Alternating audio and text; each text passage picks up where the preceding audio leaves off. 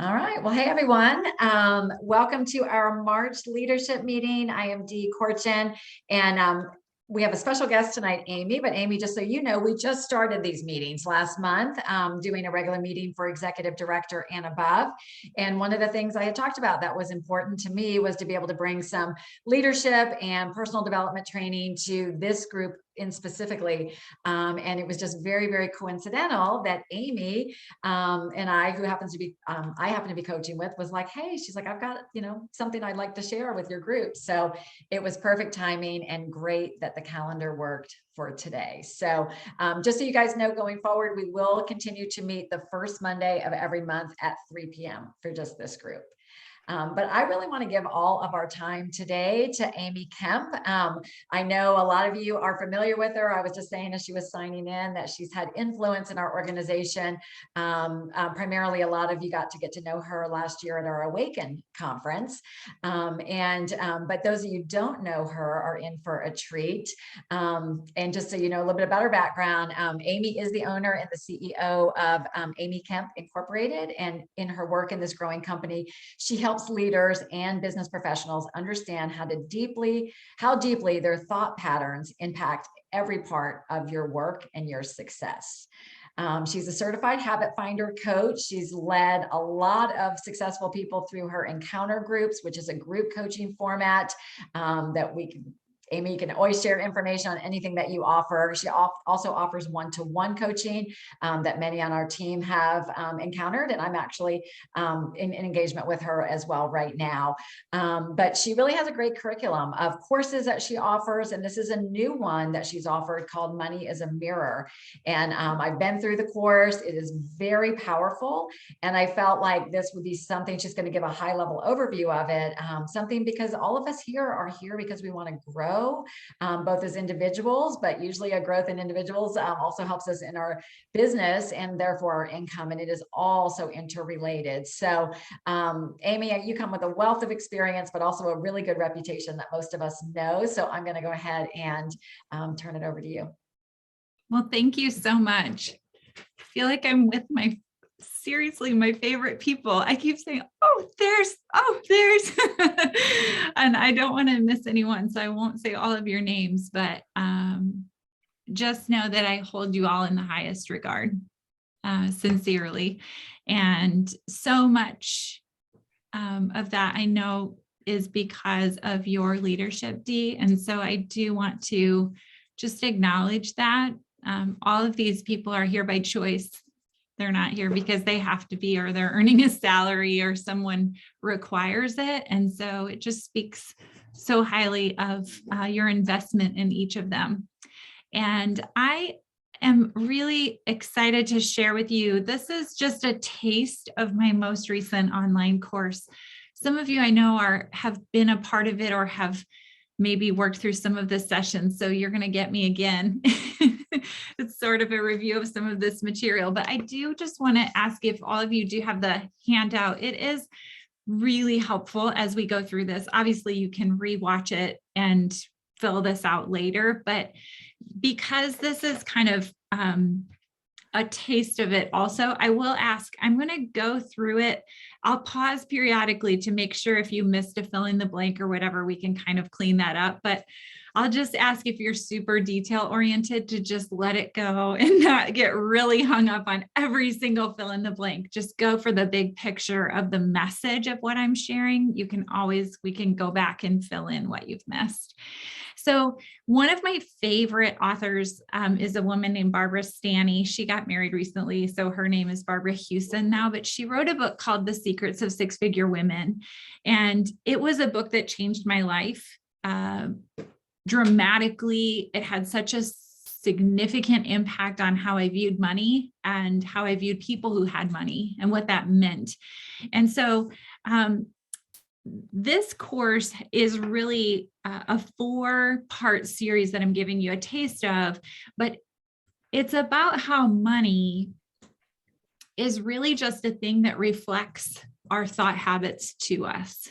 So the money can reveal, and our relationship with money can reveal so much about our self-worth, about our fears, about our subconscious limitations, all of the things that keep us stuck or keep us paralyzed. And we attach a lot to money that doesn't really need to be attached to money. So I'm going to kind of give you a taste of what we walked through in a 4-hour session in this next 45 minutes. And I want to start with Barbara Stanny from one of her books called Overcoming Under Earning. I'm going to walk through the 6 traits of under earners. So if you want to flip to the first page in your handout, this is going to be kind of a fill in the blank part, but I'm going to start with the first trait. And that is that under earners have a high tolerance for low pay. So they have a high tolerance for low pay. A lot of times they'll accept jobs that pay them less than what they even need to pay their bills. Usually they will justify this by saying that they appreciate the freedom they have from those jobs, or these under earners can't imagine, even in their mind, they can't conceptualize what it would feel like or look like to make a great deal of money. They have a high tolerance for low pay. So I created this little check, this little picture, and I'm going to challenge you to write your name on the check like you're writing yourself a check, a paycheck. I want you to make the check out for an amount that feels extravagant to you. It's beyond what you ever imagined you would earn in a month. I'm not talking like $10 billion, not something crazy. I'm saying, wow, I never imagined that I would earn $10,000 in the month, or that I would earn $20,000 in the month, or that I would earn $5,000. The number isn't, but I want it to be for you, and you don't have to share it with anyone. I want you to fill out the check for an amount that feels beyond what you've ever earned, or maybe even just a little bit like, whoa, I'm not sure what I would even do with that amount of money. I don't know what that would even feel like. Can you imagine it? After you've filled out your dollar amount, I want you to pay really close attention to, I'm seriously wanting you to imagine this amount of money is going into your account. I want you to imagine how you would feel. What would be your emotional response to this level of earning? Would it be relief? Would it be joy? Would it be joy followed by fear? What if I can't do it again? Would it be overwhelm? I'm not even sure what a person does with that amount of money. Would it feel like I'm not sure I deserve that amount of money? Or would it feel like this is such a small drop in the bucket of what I would have to do to get out of the situation I'm in? So I just want you to pay attention really closely to the emotions that you have attached to money throughout this whole thing. There's a quote on your handout. It says, "The eye sees only what the mind is prepared to comprehend.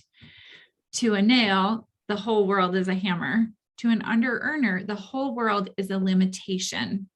So constant visions of worst case scenarios, justifications, logical reasons, all keep us right where we are in terms of earning, particularly when you're a part of Optavia and there is no limitation being placed on you by anyone in a rank above you. I mean, there's literally not one person who's listening to the sound of my voice who could say, someone else is determining what I'm earning with Optavia. So then it really becomes a mirror, probably even more so than when you're working in a traditional job. Okay, number 2 of our traits of under earners. Under earners practice reverse snobbery. Reverse snobbery. Now, I want you to pay close attention to people you know in your life over the next couple of weeks. You're going to hear this everywhere, everywhere. So this looks like celebrating poverty, celebrating getting by on less. It looks like we're gonna all have water to drink at the restaurant to save $2 on the pop. and we're going to feel good about it. It's not that you do that. I'm not saying that doing that is bad. I'm saying it's the feeling like I'm better than you because I'm an under earner. And so I'm skimping by. It's sort of this snobbish, like, I'm going to feel better about myself than you do because we're going to get by on less. Now, I want you to complete this statement with the first word that comes to your mind. People with money are, and just the first word that comes to your mind. Under earners, in this vein of reverse snobbery, have a really negative attitude toward people who have money generally. Many of them will tell you that they don't like rich people. They will refer to rich people or people who have a lot of resources using words like they, as if they're separate. It's a separate category of people. And on your handout, it says 40% of 2,300 women surveyed by AARP said they believe that people who have a lot of money are greedy, insensitive, and feel superior. They're greedy. So 40% of over 2,000 women said that they believe people who have a lot of money are greedy, insensitive, and feel superior. I'm wondering if any of you wrote down words like unhappy or selfish, stressed, materialistic, lucky. That's another one. It's a lot of emotion attached to lucky. Some words can come to mind like unspiritual, or it can feel sort of self-absorbed. Most people who are high earners will answer that question, and the first word that will come to their mind is just people, or free, or they will say things like peaceful, which is really interesting also, but they don't attach any negative emotion to the resources. So it's just an interesting observation of where does your mind go when you think, let's say you even see a really nice car, or you're in a very nice neighborhood with really nice homes. What is going through your mind? Are you feeling less than? Are you feeling envy? Are you feeling all of those things? And what is that showing you? So if you do want to earn more, you have to change your attitude toward abundance. So that's the next fill in the blank. I think so. Is that right? Yes. If you want to earn more, you must change your attitude toward abundance. And the irony of all of this is that few people, pay attention to this, work harder. Few people work harder or obsess more about money, or rather the lack of it, than under earners do. So in actuality, most people who earn a lot of money are working less than and thinking about money less than under earners do. I know in my own life, I never thought about money more than when we didn't have enough. I never obsessed about it, worried about it, felt stress around it, was scared about it more than when we didn't have enough. And the more resources that we have, I find the less energy I spend on it. Not that I'm still not touching it and working with it and looking at it, but there's not emotion around it like there once was when there wasn't enough.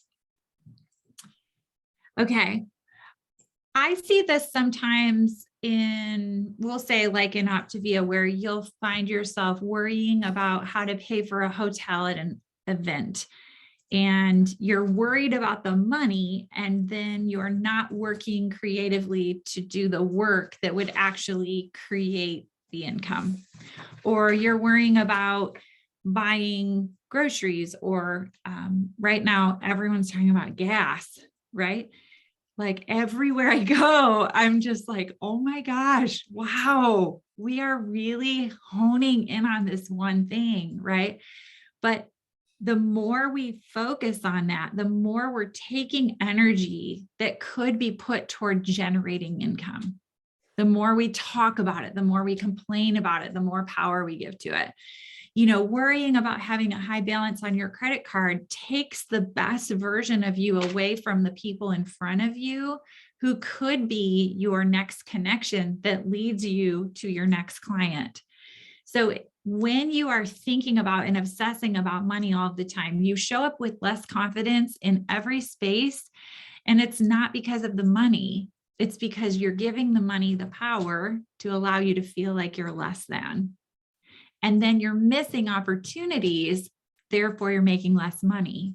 So it becomes this sort of cycle that keeps you stuck in its grip. Okay, number 3, under earners believe in this is a big one, nobility of poverty. They believe in the nobility of poverty. So while they are spurning the wealthy and criticizing the wealthy, they are singing their own praises for surviving on so little. Many of them take great pride in barely eking out a living. They take great pride in barely eking out a living, as if it's more noble and respectable to be one of the poor. Watch your family dynamics on this one. A lot of times at family dinners, family gatherings, you can just sit back sometimes and observe, again, without judgment. We don't recognize these thought habits a lot of times. It's not like we're walking around knowing that we're thinking this way or that it's damaging to us. So there's no need to be critical of your family at all, but just be curious about it. Like, wow, listen to this whole conversation. We've just talked about gas prices for 30 minutes. Or, I give the example of my mother-in-law who's in her 70s was going to save $40 on her plane tickets to go see her son who lives in New York, and ends up having like a 40-minute layover where she had to get her stuff and sprint from one end of the airport to the other, which she should not have been sprinting, right? Like it just was not smart, but she was celebrating the fact that she had to do this to save this $40. And I'm just like, I'll give you the $40 so you don't have to sprint, like get this direct flight and just get there safely. So, but she would celebrate that because it would feel like I'm being frugal, and that would be something to celebrate. So it's a characteristic of people who are under earners. It's not a judgment that my mother-in-law is a bad person at all. She's actually the most wonderful, dear person. It's a characteristic of someone who has under-earned her whole life. So keep that distinction really clear also. Okay, your next fill in the blank says, not only are people with money bad, but so is money itself. And virtually every under earner is operating under unconscious assumptions, usually made really, really, really, really early in life, that determine her relationship with money. So most of this stuff, we're not even aware we're thinking it or operating in it. It's just happening at a subconscious level. So whether it be family messages, personal experience, a lot of religious messaging can filter through here, but many under earners genuinely believe that money is tainted, materialism is bad, there's something virtuous about surviving on a shoestring, and really they feel like they're better people because they have rejected financial gain. That is a very common held belief among people who are under earners. The next quote that's on your fill in the blank, women think you have to make a choice to do good or have money. Women think you have to make a choice to do good or have money, said one six-figure woman. I never understood that. Why do you have to make the choice? I know very wealthy people who do tons of good and some who don't. It's not money that makes the difference. Money really is a tool. It can be used in lots of different ways. It depends on how you use it. You can enrich yourself to the detriment of others, or you can use it to make this world a better place. Do I have enough money? Yes. Do I want more? You bet. Wouldn't it be great to be able to give $50,000 to Habitat for Humanity so they can build houses for people? That would be amazing. So pay attention. I want you to get really curious and observe all of the people in your life you talk to the most. And do they celebrate the nobility of poverty? And is that really serving you? They can continue to do it. You're not going to change them, but is it serving you? Is it really beneficial to you and moving you toward the future that you want, the financial future you want particularly? Okay, number 4, under earners are subtle saboteurs. Subtle. Oh, I see this all the time. I'm going to speak directly to women because this is from Barbara Stanny's book and she wrote it particular to women. But one of the most effective ways that very bright women, very capable women manage to remain dirt poor or at best scarcely solvent is by tripping themselves up. So they will throw banana peels in their paths. In all ways, they will create relational problems with friends and coworkers. They will procrastinate. They will leave projects unfinished. They won't return texts or calls. They will hop from one task to another. Busy is a really safe place to hide, right, Vicki? Just making me think of our conversation. Busy is a very socially acceptable place to hide. You can just stay busy and everyone will celebrate that. And you can talk about it all day long and not really make progress. You can not plan your days, weeks, and months. Oh, I just never make that list. I just never plan the day. Oh, I don't know. And you just create this chaos. All that is self-sabotage. All that is you saying, I'm scared to be more. I'm scared to earn more. I'm scared to grow more. I'm scared to show up as more. All of it is just fear. And it's manifesting itself in all of these very creative ways of sabotage. You'll stop just shy of reaching a goal, or you'll get to a level and then just plateau and not move out of it for a very, very, very long time. Not following up with prospects, not starting conversations with new people. So again, next fill in the blank in this one on number 4, the common thread is their propensity to be scattered, distracted, and unfocused. Scattered, distracted, and unfocused. If you ever describe yourself or ever feel like you're scattered, distracted, or unfocused, I want to challenge you that is your brain freaking out and not wanting you to change, not wanting you to grow, wanting you to stay where you are, scattered, distracted, and unfocused. And they'll repeat the pattern indefinitely until they consciously step back and realize what they are doing. Until you step back and observe yourself and say, that's so interesting that I'm just spinning my wheels and not really making progress on anything. I wonder what's going on there. And you pull it to your conscious mind. Number 5, under earners, unequivocally codependent. Codependent. We have relationships with our businesses that are very similar to relationships with people. So if you can imagine your Optavia business is like a little person, maybe she, looks a certain way, but you have a relationship with that business. You have boundaries, you have communication, you have habits, you have patterns, you have ways that you serve each other. Codependent relationships require more of you than they do of the other person. So when you have a codependent relationship with your business, you're giving and giving and giving and giving and giving and giving and giving and giving, and it's taking and taking and taking and taking and taking. Okay. So under earners will sacrifice, here's your fill in the blank, personal security and private dreams. Personal security and private dreams by putting other people's needs before their own. Their kids, their spouse, their job, their church, their friends. The world revolves around everyone else. All of those things take precedence over your own needs and priorities.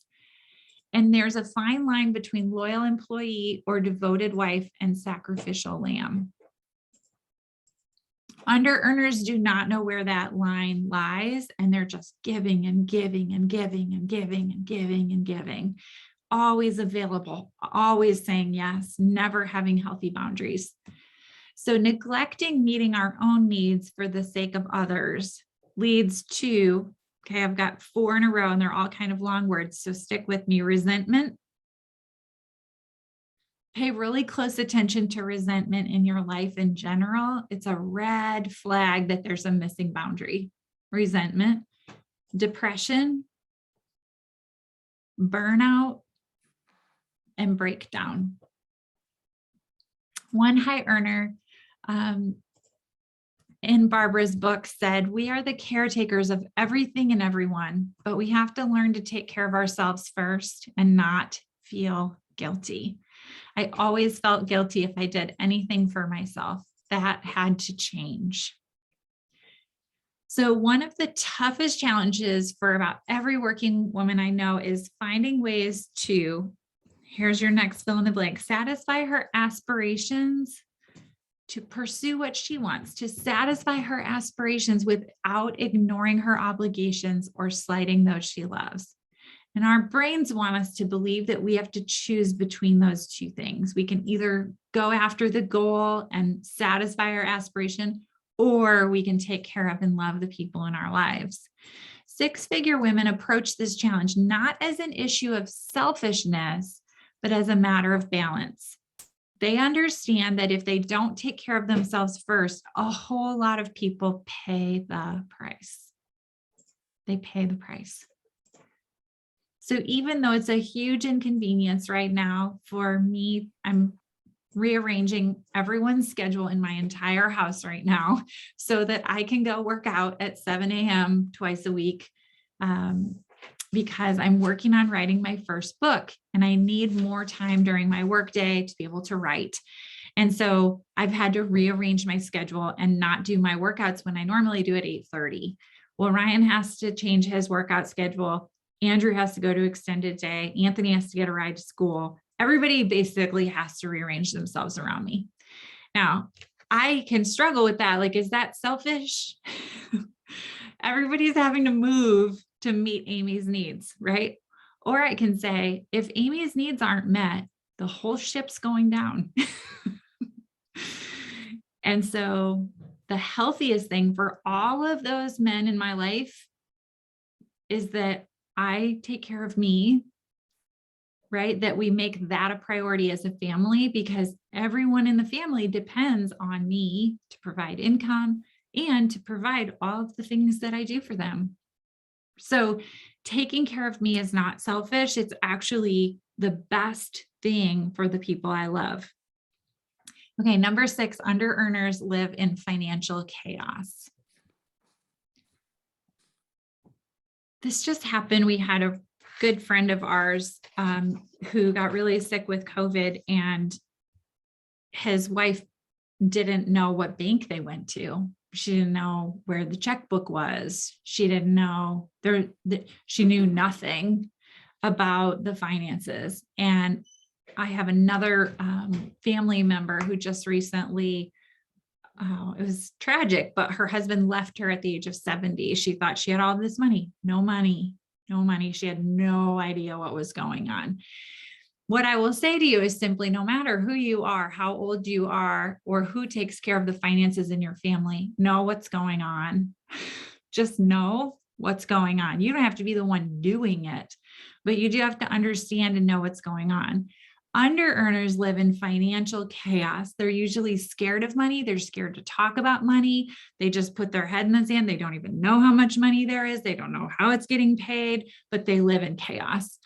So the National Center for Women in Retirement Research found that among women ages 35 to 55, 1/2 to 2/3, 50% to 75% will be impoverished by age 70.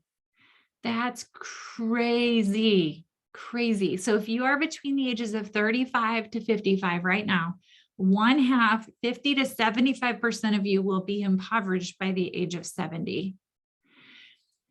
Under earners often go from crisis to crisis, constantly moving money from one account to another, borrowing Peter to pay Paul, careening hopelessly toward financial disaster.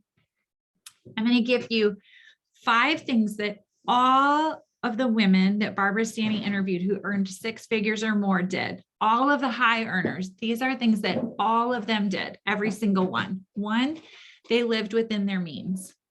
So whether they earned $10 million a year or they earned $50,000 a year, they all lived within their means. Well, they would have earned at least 100 because they were all 6-figure women, but that makes sense. They all lived within their means. So they weren't spending more than they were making.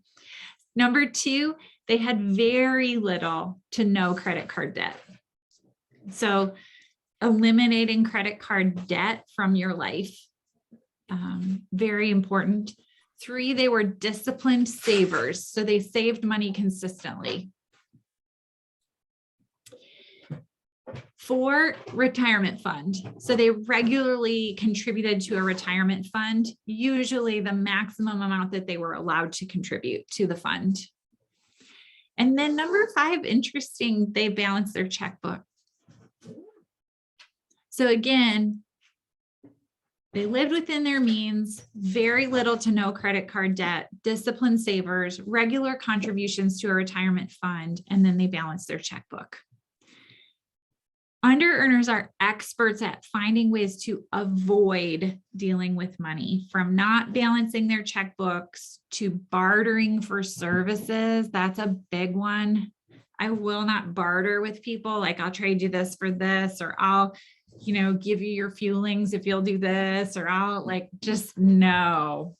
And the only reason I say no now is simply because I know it's such a trait of under earning, because it signifies I don't think there's enough. So I have to trade this for that. Plus my accountant would yell at me, so no bartering.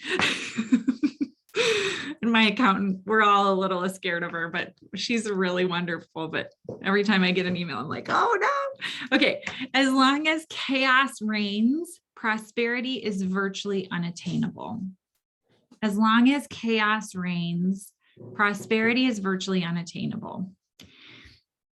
I might add just a little tidbit in there to speak to all of you also, is just one of the things I see in businesses like Optavia is commingling your funds, where personal and business money is kind of all being blended together all of the time. And I feel like at the level, the rank where all of you are, there's no shame in it. Believe me, it took me some time to figure this out. I don't have a business degree. I didn't know that I was supposed to be doing this, but if you can just make sure that you have separate accounts for personal and business, and that all transactions for business are coming out of business, and that you're paying yourself from business to personal, even if that's the only little tweak that you made to kind of gain more clarity about your finances.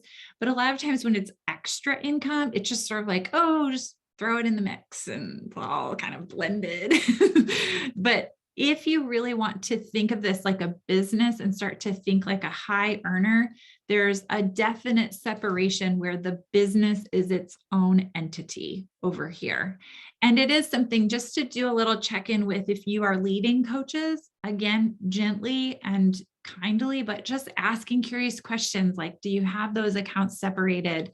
Are you keeping the money separate? Are you paying yourself every month from your business account to your personal account? A lot of really unhappy spouses get happy when you start to leave a check on the table every month for a certain dollar amount from your business. I mean, if my husband were just on calls all of the time and gone and wasn't bringing extra income into our house, I probably wouldn't be super happy either. But if he's leaving money on the table and that was making a difference for our family, I would be like, please go get on the Zoom call. Right? So I just want to challenge you with that. Make sure that you're actually paying yourself and that you know how much you're paying yourself. Okay. Next quote that's on your handout in number 6, let's see. Getting out of debt takes a lot of courage. And women who were under earners actually would break out into a sweat, go into a panic when they made the final payment on a credit card. Many were actually tempted to fill the void with the familiarity of financial chaos, rather than choose the unfamiliar and untested path to financial success.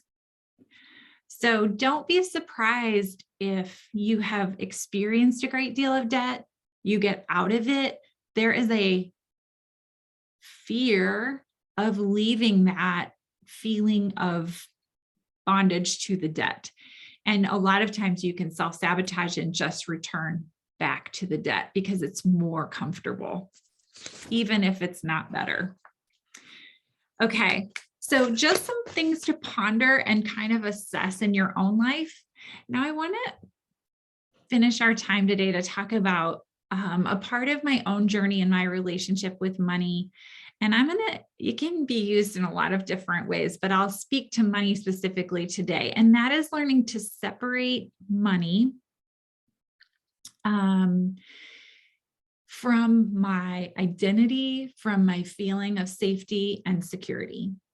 So I have been working on this analogy for quite a while, but before, if you look on your handout, the before picture is this guy in the ocean on a surfboard. This was my financial life. My financial life was the ocean and I was in it. When things were good, I was like riding the crest of the wave. And then when something would happen where my income would drop, where I would become scared, either maybe there was a change in the economy or a change in my business, I would crash into the ocean with the wave. And then I would like come up, you know, how it feels when you have all the water in your nose and you're kind of choking and sputtering and you're all wet. And my emotions for me, it's deeply tied to my feelings of safety and security. I feel safe and secure. I would feel safe and secure when I was up here on the wave, but when I would crash, I would feel scared and not safe. And so my confidence would be affected by how much money I was making. I would show up differently based on how much money I was making, based on the balance in my liquid savings account, based on how much money we were saving, based on whether we had enough to pay all of the bills with some left over or we were just scraping by. I will also add that when you live only on commissions, so if you go from a traditional income to something like Optavia as your only source of income, it is really, really difficult to separate yourself from that wave because you feel it in a very tangible way in your budget every single month. So that was me before, in the ocean, kind of up and down, sputtering. One of the quotes that I read every morning in my quiet time is on your handout, and it's by Jen Sincero, and it's from her book, You're a Badass at Making Money. But she writes, money is a renewable resource. It comes and goes, it ebbs and flows. It's meant to move. When we're cheap about spending it or weird about receiving it, we block its natural course. We put ourselves in a place of lack instead of abundance, and our energy becomes richus interruptus. So this quote, the reason I read it every day is because it gives me peace. Money is supposed to behave like the ocean, you guys. There are waves in the ocean that are supposed to go up and down.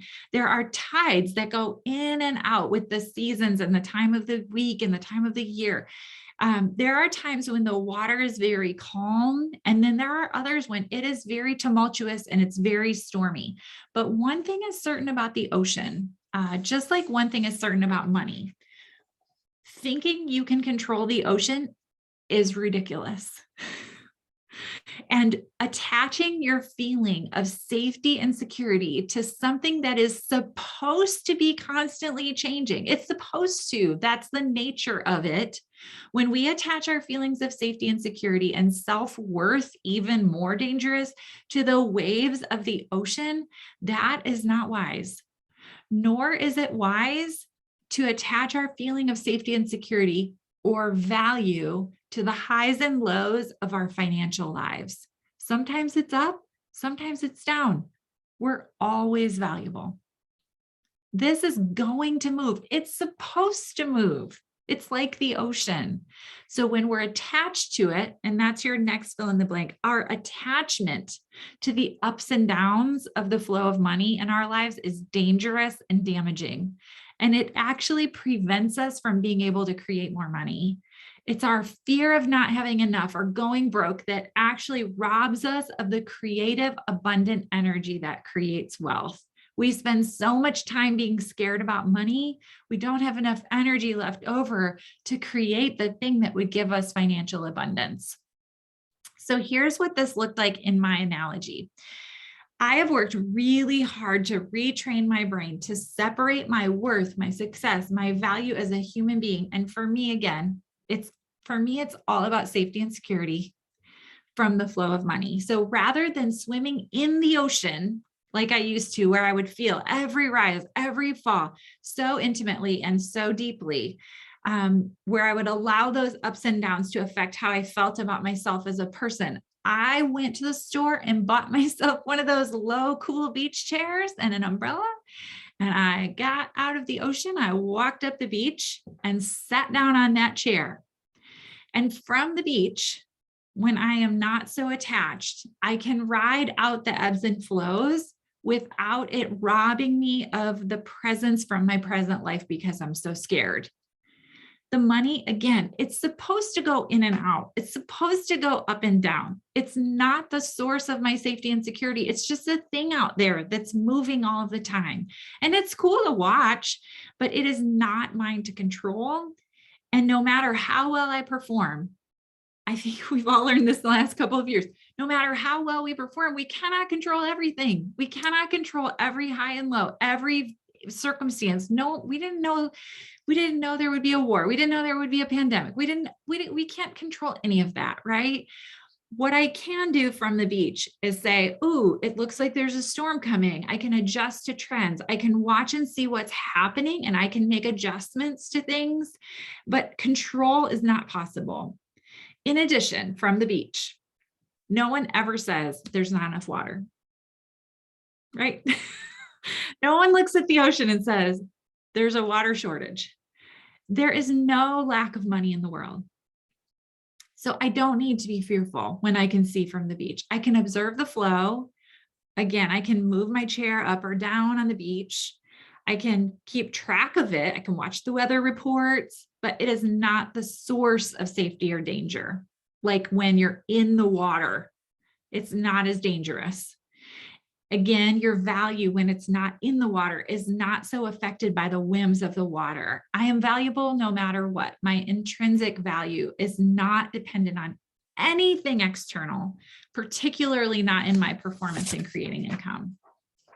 So I'm going to tell you a story about this, just to give you an example, because stories are fun. But I found out in September of this year that I had not been setting aside nearly enough money for taxes for one of my businesses. And so as my business has grown, so as my income, my accountant was behind on her work due to all of the pandemic stuff. And she called, I remember where I was sitting, I was getting my nails done. She called to let me know that over the next 4 months, in addition to the regular withdrawals that are already large, I think, right, that are coming out for taxes every month, another $30,000 would be coming out of my account, spread out over 4 months. Now, sidebar, just to recognize the fact that $30,000 is way more than I made my first year as a high school English teacher. So I do have to recognize that that's more than the annual income of most people in the world. And so this is what I would put under the category of good first world problems, right? You keep everything in perspective, but still $30,000 is $30,000 and it was coming out of my account no matter what, right? Now, I'd like to share first what I would have done in the past upon receiving this kind of news, because I could still really go there quickly and I can still feel it in my chest races when I get stressed about money. I can feel it right here. Even as I imagine it, I can start to feel it, right? I would have been gripped by sheer panic and fear. How am I going to come up with another $7,000 a month? See, every time, this is one of my favorite go-tos, every time my income grows, I get punished. Well, that's the dumbest thing, but that's exactly where my brain goes. Like, why even bother earning more money, right? I don't even get to keep the money. What's wrong with me that I didn't know I should have been setting more aside? That's another one of my favorite go-tos. I should have known better, sort of a thinking. I know I also would have spent hours, maybe even days, being scared to death that we wouldn't have enough. And I would have shifted into this frantic overworking mode, adding hours to the time I spent working, doing anything I could think of to create more income because I would be in sort of a panic. And all of my action would be driven by fear, which would then create subpar results. And then I would get so exhausted from working too much and being so crazy that I would either get sick or I would eventually like just melt down and have to take some days off because I was so exhausted. Now, I know this intimately because I spent years doing it and so many years that it became one of my strengths, actually figuring out how to come up with money to cover things that I needed in a pinch. And I would just sell a bunch of stuff, or I'd move money from one account to another, or I'd run a quick promotion, but all of it was driven by fear, all of it. And all of it kept my income at a level that was lower than it could and should have been because I was living in this survival mode and not in abundance. Now, I am so proud to tell you what I did instead, because this is so significant for me. But I actually just slowed down. I remember sitting there getting my nails done, and I observed myself wanting to shift into frantic mode. And I first acknowledged to myself that I am safe no matter what happens with the taxes. Like, my safety does not come from money. My security does not come from money, right? And I've done some healing over the last few years from some of my own financial trauma. So I was able to call my assistant on the phone and explain to her how much money we owed. And I said to her, I am choosing to walk through this challenge differently. This is actually a good thing because it means my income is continuing to increase. Let's look at the numbers and figure out where we can adjust the budget for the next 4 months to cover this amount. I am choosing to stay focused on the small things every day that create income. And I am going to stay calm and peaceful and trust that we are fine. I will not let this throw me for a loop. I will not let this affect the boundaries I have set between my work and my life. I am choosing to walk this road peacefully, and I am believing that $30,000 will appear without effort or struggle or stress or sickness or exhaustion. The money will move toward peace and gratitude. So partially this, I was saying this to my assistant, I was really saying it to myself, but I was saying to her, this is how I'm going to walk through this. And this quote on your handout from Kyle Cease in The Illusion of Money, he writes, when money is our source of security, we're not able to access all of the assets that are available to us because our minds are constantly trying to save our lives and believing that going broke means death. We immediately create strategic short-term mental solutions when money is tight instead of allowing ourselves to expand past the fear of going broke and open to higher level solutions. Even when we have plenty of money, there's often a subconscious fear of going broke that is preventing us from actually feeling safe. By the way, it doesn't matter how much money you have on that one. We can't go beyond, oh, I wish you would underline this. We cannot go beyond our attachment to money. We can't. We can't go beyond our attachment to money if we think we're going to die if we don't have money. I actually believe the more you are okay with being broke, the more you become a space for this real feeling of security and abundance to show up. So I stayed on the beach and I didn't jump into the ocean. I chose to stay on the beach. Now, I wrote this class that I'm teaching you a bite of toward the end of October, the beginning of November. So like 2 months later.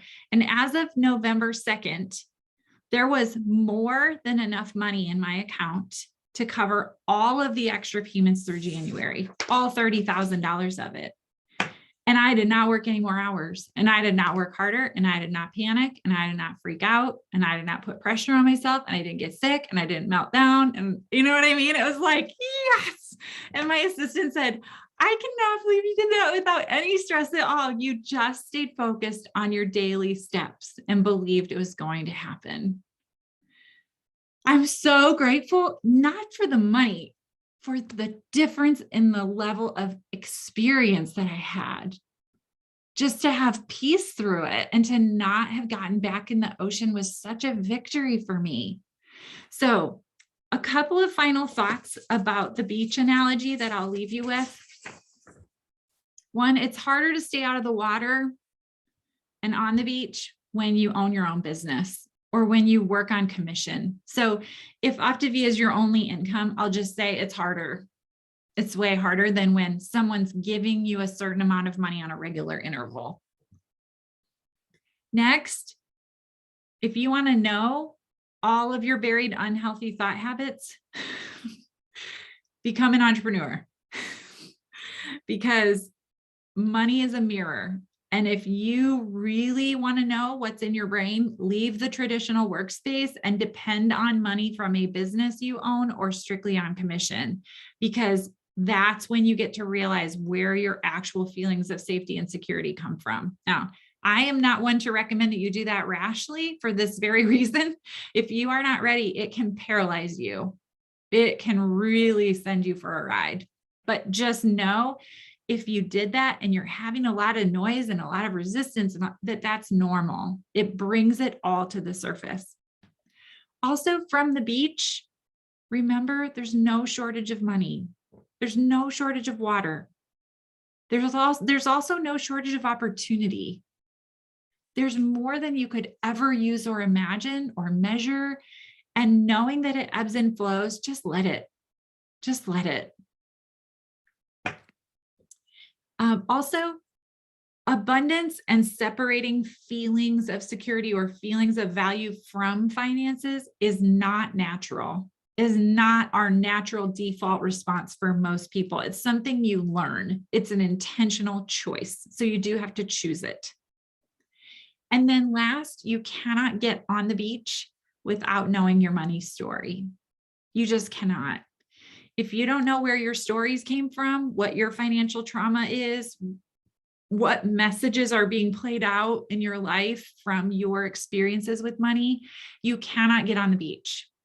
I will put a little affirmation plug in that part of the full course of this is Melanie Hart sharing her money story that she so eloquently wrote out, and it's beautiful and vulnerable and powerful and authentic and eye-opening and whoa, mind-blowing, all the things. So it's just, but she had to dig in and figure out, what is my resistance to earning more? Where is it coming from? And most of the time, the root of it is in our money story.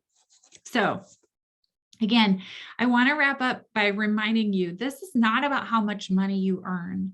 You can earn a lot of money and still have a really dysfunctional relationship with money. Just like people who maintain a healthy body weight can still have a dysfunctional relationship with food, right? It doesn't really always show you what's actually going on. More, what I want you to pay attention to as it relates to money is, what is it saying? What is it saying to you? What is your money saying to you? And what you feel you're worth.